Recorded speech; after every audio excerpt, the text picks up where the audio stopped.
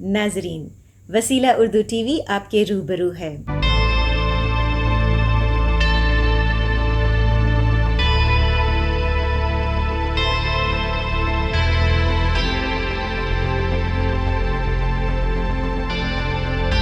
Programme کہانی در کہانی میں سعدیہ اندلیب کا افسانچہ سماعت فرمائیے گا۔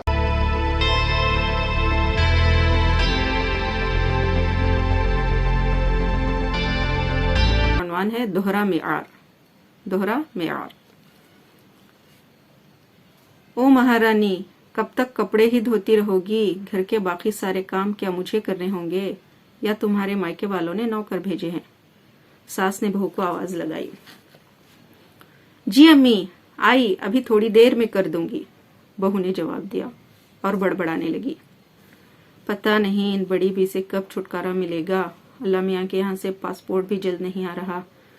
مجھے مہارانی کہہ رہی ہیں جبکہ خود ہاتھ پر ہاتھ دھرے بیٹھے بس حکم چلاتی رہتی ہیں، یہ نہیں کہ کچھ مدد ہی کر دیں۔ یہ اکیلی جان کیا کیا کروں۔ تبھی فون کی گھنٹی بجے اور ساس نے فون اٹھایا۔ ہیلو، ہاں میری بچی، بول، خیریت سے تو ہے نا تو؟ بیٹی سے بات کرتے ہوئے منہ سے شہد ٹپک رہا تھا۔ تم کیوں رو رہی ہو بیٹی؟ کیا سارے گھر کا کام تم سے ہی کرواتے ہیں؟ رحم نہیں ان ظالموں کو میری بچی پر؟ سارے کام میری پھول سی نازک بچی سے کرواتے ہیں اور وہ تمہاری ساس کیا کرتی رہتی ہیں دن بھر؟ مفت کی روٹیاں توڑتی رہتی ہیں۔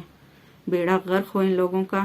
ساس نے بیٹی کے سسرال والوں پر غائبانہ بھڑاس نکالی اور بیٹی کو کام سے بچنے کے مختلف داؤ پیچ سکھائے اور تسلی دلاسا دے کر فون رکھا۔ کچھ دن بعد بہو کو اپنے مائکے جانے کا موقع ملا۔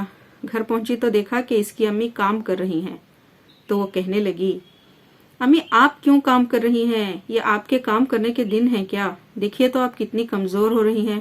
آپ کو تو بس مہارانی کی طرح بیٹھ کر حکم چلانا چاہیے۔ کہاں ہیں بھابھی؟ آپ ان سے کام کروائیے نا، آخر وہ کس مرض کی دوا ہے؟